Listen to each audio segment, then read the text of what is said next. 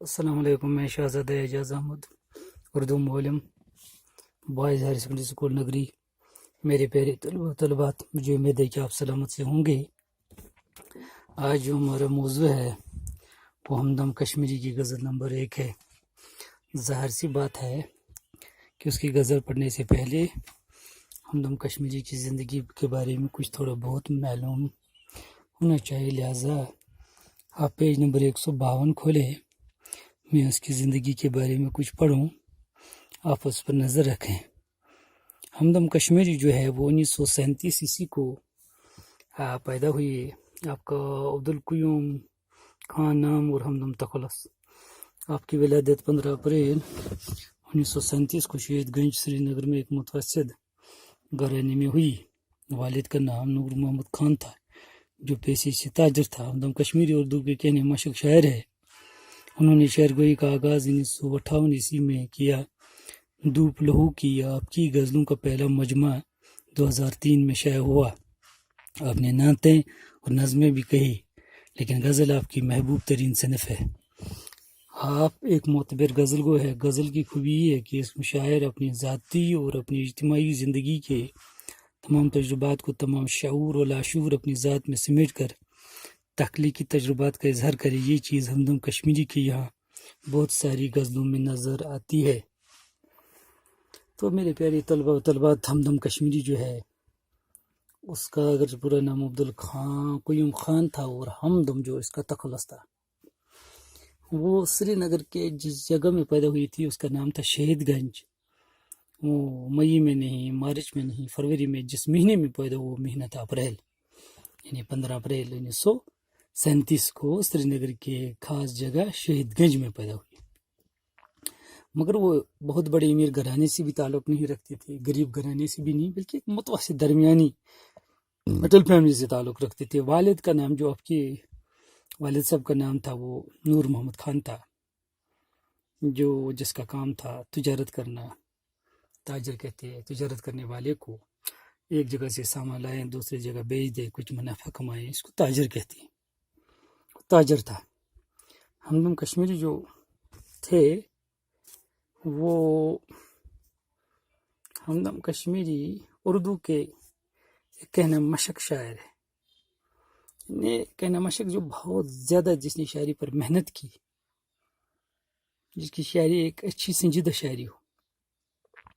انہوں نے شعر گوئی کا آغاز جو شروعات کی ہے وہ سال تھا 1958، اور اس کی غزلوں کا جو پہلا جو کتاب ہے شاعری مجمع شائع ہوا تھا وہ 2003 میں، اور اس کا نام رکھا انہوں نے دھوپ لہو کی۔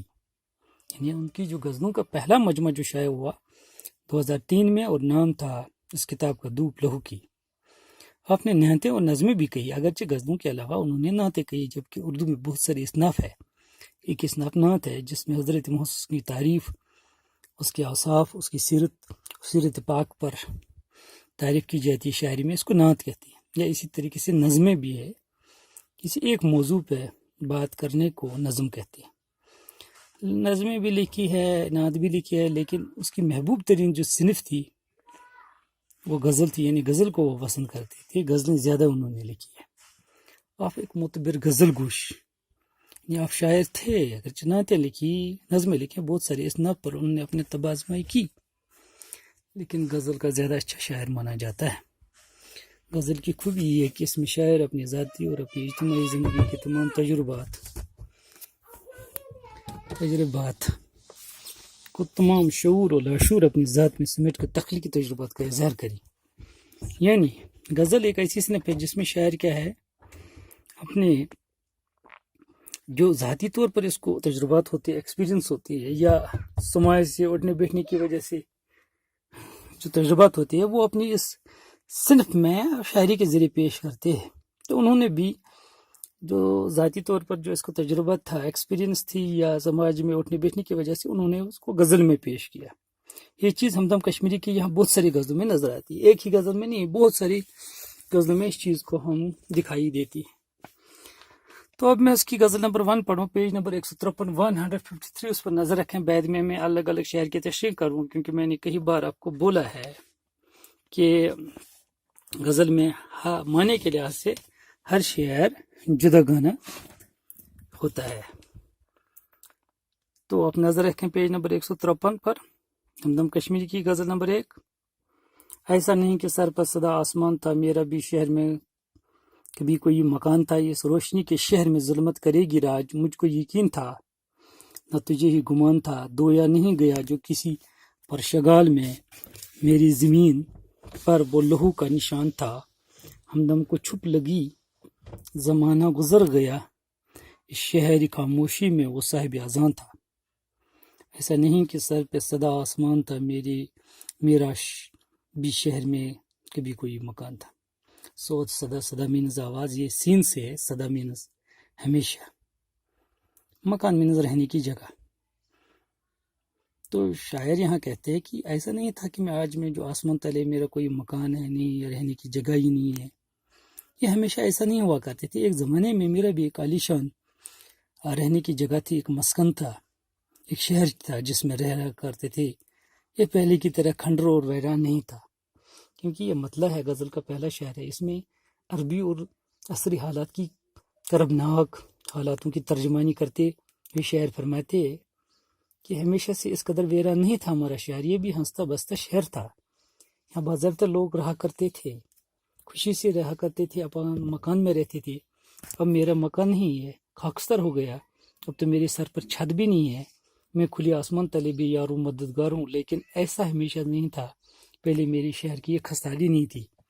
یہ شاعر اپنے شہر کی ویرانی بربادی کو جو سما پیش کرتا تھا، ایسا نہیں ہوا کرتے تھے، یہاں ہنستا ہوا شہر تھا، لیکن حالات کی کربناوی کی وجہ سے آج میرا وہ شہر ویران اور برباد ہے، جو کبھی کسی زمانے میں ہنستا بستا شہر تھا۔ اس روشنی کے شہر میں ظلمت کرے گی راج، مجھ کو یقین تھا نہ تجھے ہی گمان تھا۔ ظلمت مینز اندھیرا، جہاں اندھیرا ہی اندھیرا ہو، جہاں انصاف نہ ہو، جہاں نا انصافی ہو۔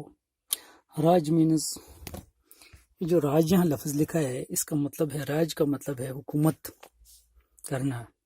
گمان مینز اندازہ، یہاں جو گمان لکھا ہے۔ تو اس روشنی کے شہر میں ظلمت کرے گی راج، مجھ کو یقین تھا نہ تجھے ہی گمان تھا۔ شاعر یہاں کہتے ہیں کہ اس روشنی، یہ خوبصورت شہر میں ظلم ستم ہوگا، یہ ہمیں گمان بھی نہیں تھا۔ یہاں کوئی ایسا حکمراں بھی آئیں گے جو لوگوں پر طرح طرح کے ظلم ستم کریں گے، نہ میں نے کبھی ایسا سوچا، تو نہ آپ کے وہاں وہ گمان میں ہوا کرائے گا جو آج ہوا کرتے ہیں۔ یعنی یہاں بھی عصری کرب سے، یعنی موجودہ حالاتوں کے متعلق شعر میں شاعر فرماتے کہ ایسا تو کسی نے سوچا بھی نہیں تھا کہ شہر میں تاریکی اور اندھیری کا راج ہوگا۔ اندھیری کا راج ظلم، جبر، تشدد، خوف، اقدار کی پامالی، استحصال اور اس طرح کے دیگر منفی رجحانات ہیں۔ شاعر یہاں صورتحال پیدا کہتے ہیں کہ ایسا پیدا ہو گیا کہ اس کا کسی کو اندازہ نہیں تھا کہ ایسے بھی حالات یہاں ہوں گے، ویرانی اور بربادی جو ہر طرف دکھائی دیتا ہے، ظلم و ستم، کہیں انصاف کا بول بالا ہی نہیں ہے۔ ایسا ہم نے کبھی سوچا بھی نہیں تھا، نہ میں نے، نہ آپ نے بھی کبھی سوچا تھا جو آج صورتحال ہے۔ دویا نہیں گیا جو کسی برشگال میں، میرے ذہن میں وہ لہو کا نشان نہ تھا۔ دویا مینس صاف کیا گیا۔ اسی طریقے برشگال مینس برسات، بارش، بہت زیادہ بارش۔ لہو مینس خون۔ تو نشان اس کو چیز کہتے ہیں کہ جو کبھی قتل ہوتا ہے یا کسی کو مارا جاتا ہے، پھر کوئی سراغ مل جائے، اس کو نشان کہتے ہیں۔ دویا نہیں گیا جو کسی برشگال میں، میری زمین پر وہ لہو کا نشان تھا۔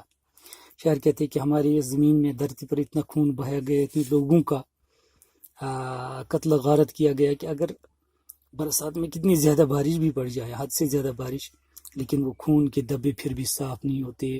وہ آج بھی گواہی دیتے کہ اس دھرتی پہ کتنا ناانصافی ہوئی، کتنا قتل غارت ہوا ہے۔ یہاں بھی موجودہ حالات کی عکاسی کرتے ہوئے ایک عمدہ مثال ہے۔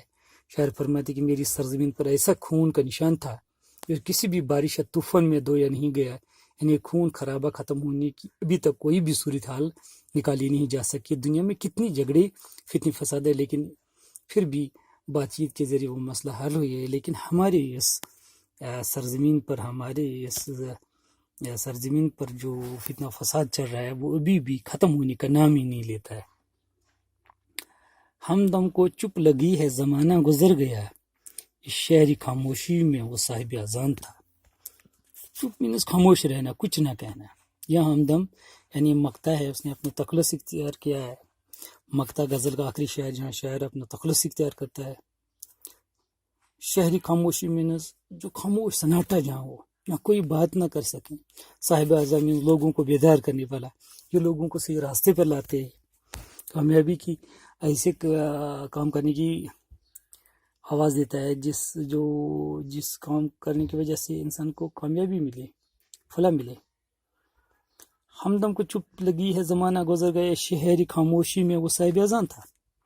شاعر اپنے آپ سے کہتے کہ اے ہمدم تم آج خاموش ہے، بہت سا عرصہ بیتا، بہت سا زمانہ بیت گیا، تمہاری منہ سے کوئی لفظ ہی نہیں نکلتا تھا.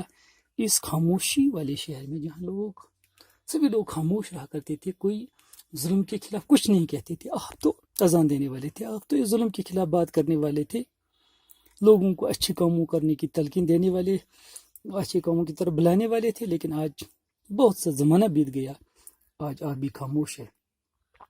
یعنی شاعر کہتے ہیں کہ بہت سا زمانہ بیت گیا جب سے ہمدم خاموش بیٹھا ہے. حالانکہ اس قبرستان نما شہر میں تو ایک اذان کی مانند تھا، تو ہی تھا جس کا کام لوگوں کو بیدار کر کے انہیں فلاح کی طرف بلانا تھا.